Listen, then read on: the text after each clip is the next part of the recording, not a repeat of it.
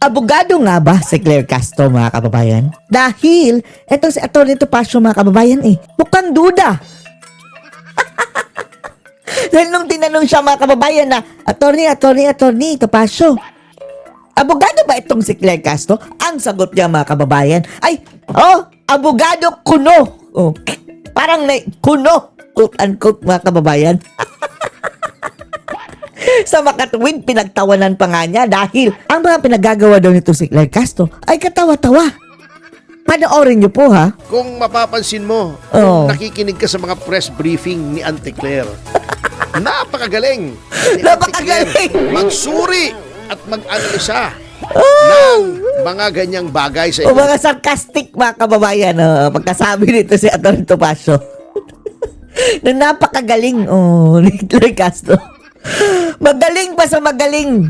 Lord. Yeah. Tinanong kasi siya, ano pong dahilan kung bakit mababa ang piso? Mababa. Oh. Sabi niya, kasi malakas yung dolyar.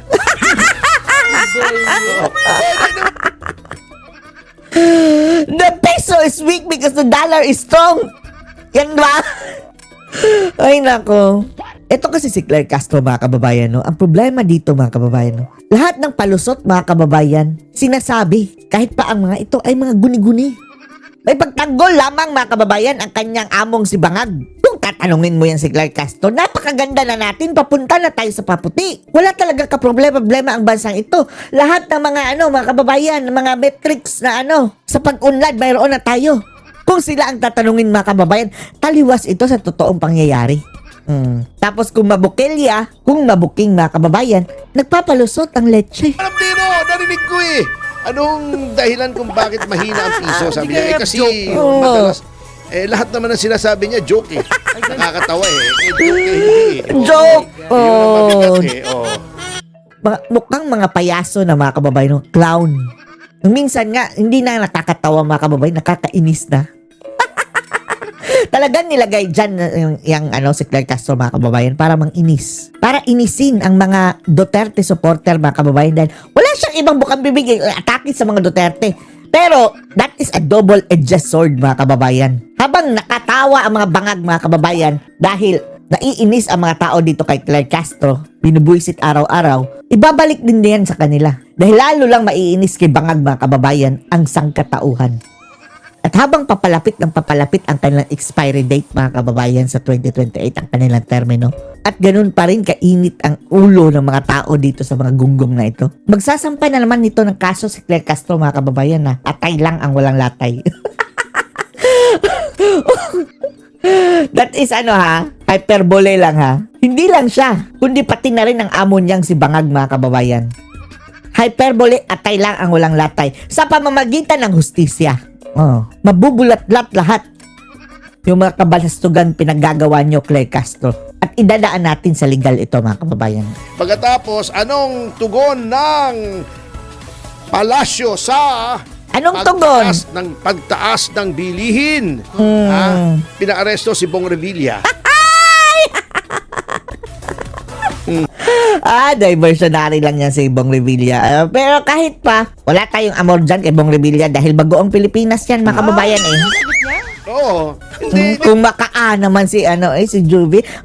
Grabe, makaa Jovi. Anong tugon ng palasyo? Ang sinasabi ano ko. Ano po? Yun nga, pinag-aresto nga si Bong Revilla para mawala yung utak natin. Ang sabi mayroong sinabi si Banat Bay, mga kababayan, ang kanyang analysis ay dahil mukhang nagalit daw ang mga kabangagan, mga kababayan, dahil may tatlo daw mga parang kamag-anak sa Bong Revilla tsaka affiliated sa kanya na mga kongresista.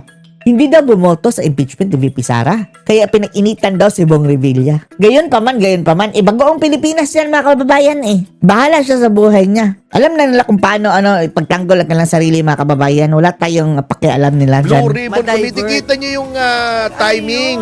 Kita niyo yung timing. Ito pa isang komedyante. Speaking of a comedian, sabi ni Castro. Claire Castro na naman, ha? Nakausap daw niya ang Pangulo. At Nakausap niya ang Pangulo. Pangulo na siya ay hindi nababahala sapagkat Wala daw siyang ginawang kasalanan. Ay, Diyos ko, Lord. The words of the mambubudol, mga kababayan. Ay, nako, tong mga lokohan na to, no? Hindi po yun ang reason kung bakit hindi nababahala si Pangulong Marcos. Hindi siya nababahala kasi Dahil kontrolado niya lahat. kakwenta-kwenta yung final na impeachment. Hindi siya nababahala sa impeachment. Tapos mga kababayan, dahil walang kakwenta-kwenta dahil yung substance kulang. Ang mga ebidensya nila, mga kababayan, is from the newspaper clippings. Wala talaga mga affidavit galing sa mga legit na mga tao. Sa media nila kinuha lang, which is kulang yan sa substance.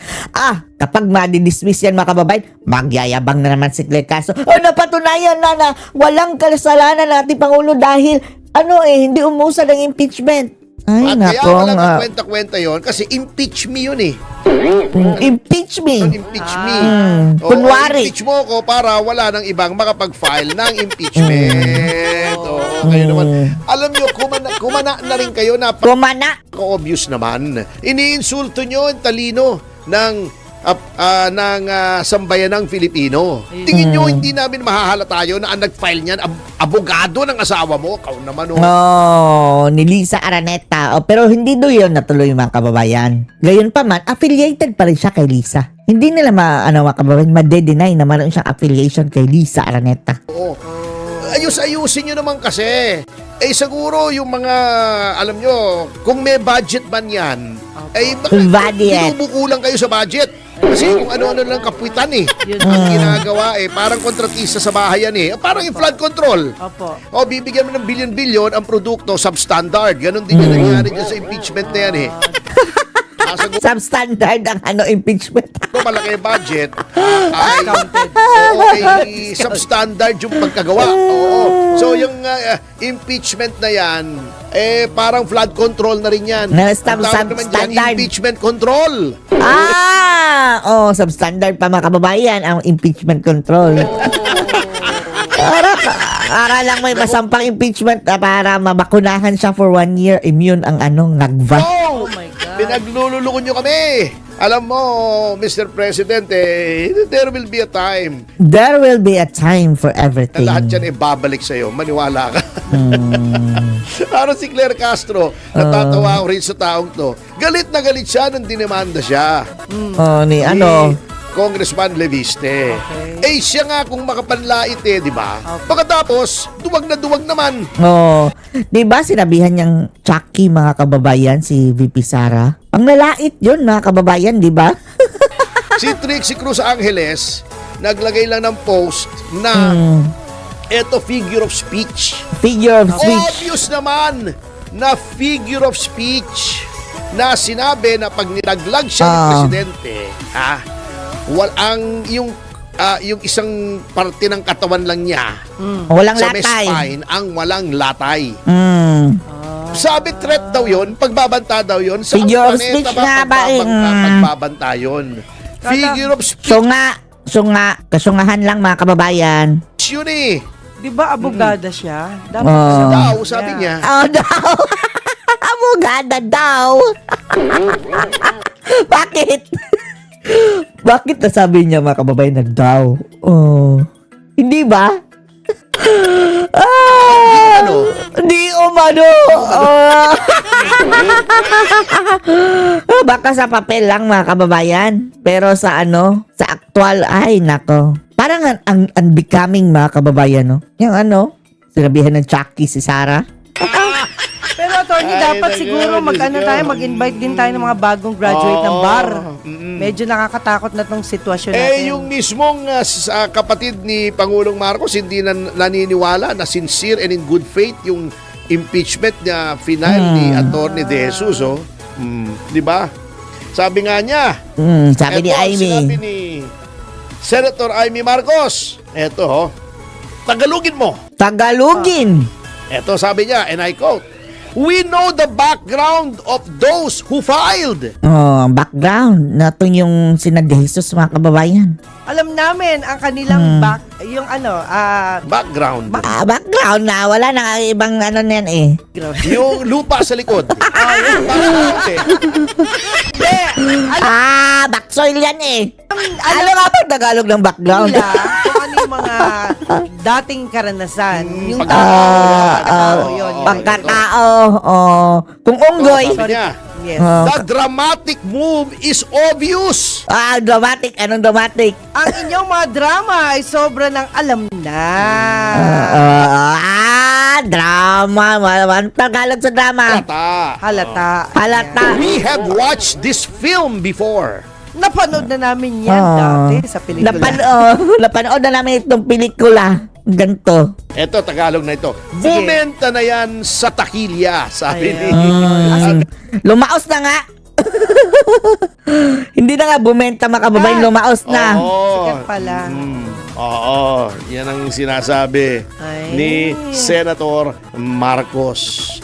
Marcos. Nyo, nasa forefront na naman si Senator Marcos eh. Mamaya Opo. ating tatalakayin niyan yung kanilang minority report kung Sabi ni Lacson mga kababayan, pambabastos daw yun. may ganun na nanggagaliti si Senate President Vicente Soto. Si Tuta din sa galit. Ay, Bakit nako. siya nagagalit? Yun, Mga reject yan ng mga animal na yan eh.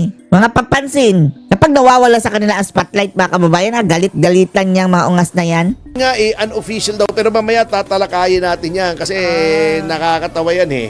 Ang nangyayari dyan at bakit daw nilabas yung minority report pero ano natin yan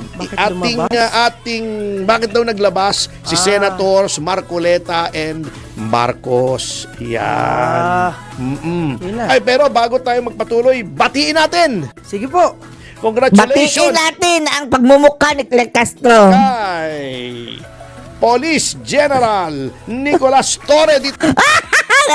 Wala na. Retired na. Sa kanya Retired. Nagretiro na siya.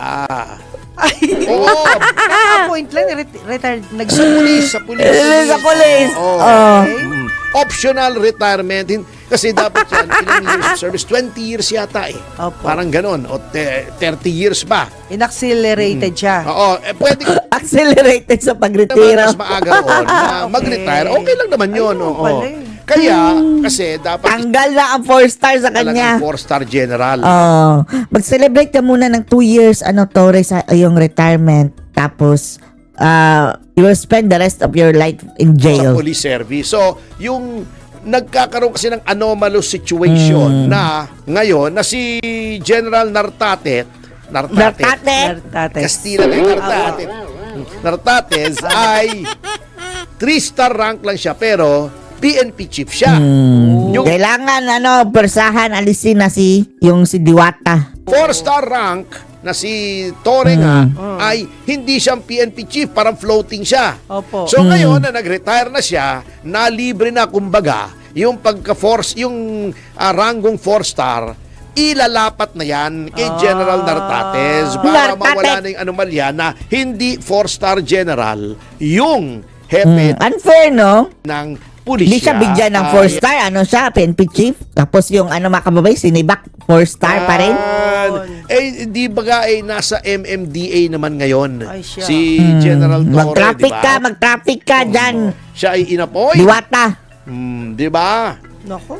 Kasi nga naki-question yung appointment niya at saka yung reassignment. Yung Yan. asbo yan. Kasi Tahawag ngayon eh. No? hindi na siya PNP niyan mga kababayan kung nandun siya sa di ba? MMDA. Ngayon naman, since nasa pribado na siya, Opo. wala na magiging question either tungkol kay Nartates o sa kanya sapagkat siya ngayon ang Nartates. general manager ng MMDA. Pero parang spokesperson lang mga kababayan. Diyos ko Lord. So, nag-retire siya sa pagka-pulis. Opo. Oo, hindi siya nag-retire sa pagka-foolish. Foolish. Foolish pa rin. Foolish. Foolish pa rin. Ay! Hindi na police pero foolish. Diba may mga sinasabi tayo noon, pulis. Patola. Matulis. Wala pang Ikaw talaga. Siya foolish. Yan. Narinig ko lang yan, ha? Ganun ba? Anyway, yan po ang sitwasyon natin. Kaya, ito ang pangyayari, dinidistract tayo, pili tayong nililihis ang ating usapin, yung plunder kay Sara Duterte, yung impeachment kay Marcos, bukod sa self-inoculation yan. Self-inoculation, Diversion bakuna. din yan, paglihis din yan. Opo. Pati yung kay Atong Ang, kita nyo yung mga time yan Oh, lang. bakit hindi niya na-aresto si Atong Ang? Ipina-file. Kung kailan matatapos na yung Blue Ribbon at lumalabas na naman yung pangalan ni dating Speaker Romualdez at Oo nga, no? Sa tuwing mga kababayan, lumalabas ang mga pangalan ni Romualdez at Marcos. Talagang mayroong mga mangyayaring kakaiba, kababalaghan mga kababayan. Tingnan nyo ngayon, nagsampa na naman ng plunder kay si Trillanes mga kababayan, kay Sara sa ombudsman. Papansin sa media na naman mga kababayan. pag nandyan na si Speaker Romualdez, ang sabi ng iba, ay, can the President be far behind? Yun ang sabi nila. So, para malihis doon, yan, plunder ni Trillanes, Oh my goodness. yung impeachment na walang kakwenta-kwenta, yan, yung sa DOE, yung kay Leviste, paninira kay Leviste, grabe paninira ngayon kay Oo. Leviste, ano? Ano po? Anyway, kita nyo yung Blue Ribbon kasi, talagang moro-moro sa akin nakakita. Si Lacson mga kababayan, siya na ang naging resource Sa akin person. nakakita. Tinatanong ni Congressman Marcoleta, yung witness, Opo. yung sa Tamarind Street sa Forbes Park. Oo. Kung sinong may-ari, nakikita daw nila si Diskaya roon. Yung sinasabing bahay ni Ferdinand Martin Romualdez, si Diskaya daw, nakikita nila roon para nag-front daw kay Romualdez. Opo. Tinatanong ni Marcoleta kung sinong alam nila na may-ari noong May-ari? Forbes Park. Saan ka nakakita ang Blue Ribbon Committee? Si Lacson ang sumasagot. Ang tinatanong witness, tinatanong ni Marcoleta. Ang sumasagot yung chairman, si Ping. Parang naglo-lawyer na mga kababayan, Ang haba-haba pa ng sagot. Grabe na. Napakahaba. Huwag nyo akong paniwalaan. Panoorin nyo yung Blue Ribbon ng Lunes. Napanood namin pero hindi buo dahil, kaumay mga kababayan. Diba? Siyang sumasagot ng tanong. Sumasagot niya si ang mga ungas. Romualdez. At lagi niyang dinadagdag eto nakakatawa Hindi pa ito proven na. sa mga taong ito. Paano kang hindi mayayamot? Lagi niyang sinisingit yung explanation na ay wala namang sapat na ebidensya na kay Romualdez. Hindi porket yung dating may-ari ay yung Romualdez Media Group, Romualdez Media Hindi ito ibig sabihin na meron na silang kasalanan. Ay, nako. wala pa ring ebidensya. May Baklita. nagsasabi na nga na si Hindi, baklita daw. Romualdez ang may-ari noon nakikita na nga may mga taga roon nga Opo. Wala pa ring Hindi, ebidensya. ang buhok ko ay hindi piluka. Hindi ako ritokada. Hindi ako bakla. Paano magkakaroon ng honest to goodness na Blue Ribbon Ah, Committee kulag. kung mulat sa po, laging sinasabi ng Blue Ribbon Committee Chairman, walang kinalaman si Romualdez dyan. Meron na siya agad opinion, meron na siyang opinion. Kung sino meron na mas siya, credible, kay Diskaya, kay Alcantara, paano ka makakakuha ng patas na investigasyon? Sana Kung magsisipain meron na yan ng sila Lacson at preordained Soto, no? Kailan ba mapapalitan yan mga kababayan? At gusto natin imbestigahan kung nanalo ba talaga yan sila? Sina Lacson at Soto sa halalan. conclusion yung chairman? Di ba? Di siya nang humatol. Kaya nga, di mag-isa na lang Judge siya para Jude, sa the executioner. yung ICI, di ba? Opo. Nasa ICU na. Yung ICI. Kasi naghihingalo na di ba? Ganon. Sinasabi na ni Marcos Jr. Marcot. Ang ICI is near the end of its life. The ICU na. Ay, ganon. Terminal na. Naghihingalo Terminal na. illness. Naka-respirator na. Opo. Yun ang nangyayari. So, wala tayong maasahan sa ICI. Wala naman lumabas na. na Delaying tactics lang mga kababayan. Gusto puro executive session. Opo. Di ba sinasabi nga natin yung ICI, King Koy. Sabi na. Sa dami-dami ng pinatawag, meron pa silang rules on live streaming para ma-live stream daw yung testimonya ng mga iniimbestigahan nila kasi kailangan daw transparent. Diyos ko, Lord. Oh. Pinapaalam Transparent sa yung mga mukha taong nyo. bayan kung ano nangyayari. Ay, di ba lahat executive session, puwera lang isa. Isa! Sino po? Isa lang ang in-stream nila pagkatapos natakot yata sila kasi Oh. nakikita ng mga taong bayan yung katotohanan, ayon lang ibigay yung katotohanan. Pag nag-live stream, lahat. Dumating si Arjo Atayde, executive session.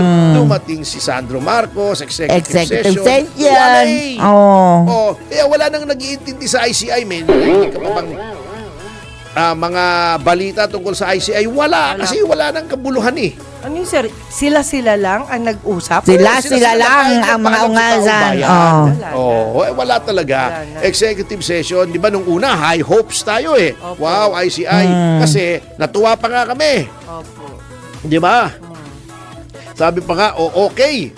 Nakinig si Pangulong Marcos sa sigaw ng bayan. Nakinig na ang magkaroon bangag. ng Diyos ko, Lord. independent commission na mag-iimbestiga nitong floodgate. Nitong iskandal sa flood control at sa mga substandard na infrastructure. O ano nangyari? Kamote. Kamote na naman. Wala na. Kaya yun, below sea level yung trust rating niya, walang nagtitiwala sa kanya. Negative. Yun nga eh, oh. Pagkatapos, si deny. Unang-una, sinabi, wala daw silang kinalaman doon sa Ungas. nag-file ng impeachment. Sino Kinalaman. maniniwala sa'yo? Ang nakakatawa kasi, napaka hindi sila creative. Di ba? Wala na ba silang mahanap na abogado? Oo, yun pa ang abogado ni Identified, Admirales. nakakampi nila. Kita mo, ang sinasabi, itinatanggi nila siya. Siyempre, meron ba naman tao na aamin Opo. sa mga kabuktutan na ginagawa, di ba? Opo. Ang nag-deny pa, si Auntie Claire yata, sino Ay, nako. naniniwala dyan, di ba? Walang naniniwala kay Oo. Claire Ring. Chucky. Di ba? Yun lang. Eto, sinasabi nila, wala daw script na sinusunod doon sa Yukohin nyo, impeachment maulol nyo. na kwenta-kwenta na inihain. Wala daw. Di ba, pinaliwanag na natin yan Opo. kahapon kung bakit kahina-hinala yan. Based on facts that can be easily verified. Yes. Pero bago yan, ay tumanggap muna tayo! Oh, ng ano? isang flash report mula kay Patrol 38, si Jen Patrol. Yeah! Oh, mayroong flash report mga kababayan tungkol ito sa itong another diversion na naman nila mga kababayan dahil di ba? Nahuli na naman si Romualdez sa bahay-bahay kunwari mga kababayan. Ngayon, Duterte card na naman ang kanilang inactivate. Sinampahan ng kaso si VP Inday Sara Duterte mga kababayan. Flash report. Tinihain ni na dating Senador Antonio Sonny Trillanes Wala nang bago. Civil The Society same. Group na The Silent Majority. The silent majority. Silent ka pa niyan. Sa mong yan, lagay mo niyan, tililing. Silent mo mukha mo. Ang panibagong reklamong plunder at Ingay nyo nga. laban kay Vice President Sara Duterte sa Office of the Ombudsman. Ayon sa grupo, pinalalawak ng reklamo ang isinampa noong December 2025 kaugnay ng confidential funds at sumasaklaw umano sa mga katiwalianong panunungkulan ni VP Sara bilang kalihim ng DepEd at alkalde ng Davao City. Nonsense. Diyan pa lang sinaling pagka-alkalde. Hindi na yan.